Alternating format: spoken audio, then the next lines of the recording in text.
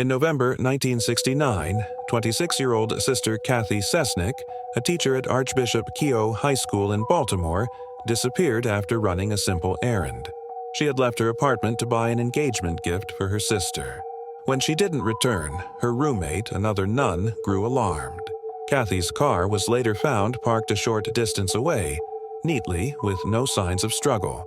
The only clue was a small dent and mud on the tires, as though it had been driven to a rural area. 2 months later, in January 1970, her body was discovered near a remote garbage dump outside the city. There were few clues and the scene offered no clear answers. The case quickly went cold, leaving her students and the local community devastated. But what was first seen as a random act of violence would, decades later, reveal something far darker. Cathy Cesnik wasn't just a teacher, she was beloved by her students, especially the girls who came to her for advice. She was kind, compassionate, and willing to listen when others wouldn't. Many of those same students later told investigators that Cathy had begun to suspect something terrible happening at the school, something involving authority figures she believed were harming students in secret. She had reportedly told one friend that she planned to confront it directly.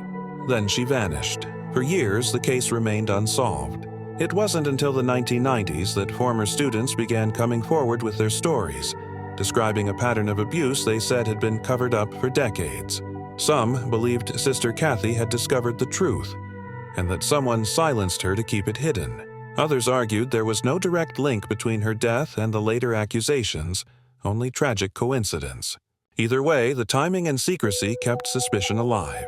In 2017, a Netflix documentary called The Keepers brought worldwide attention to the case.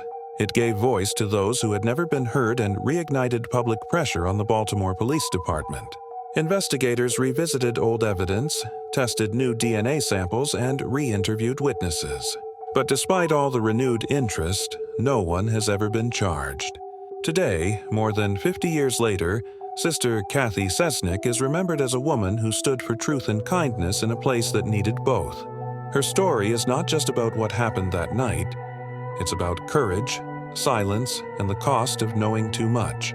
The question still lingers.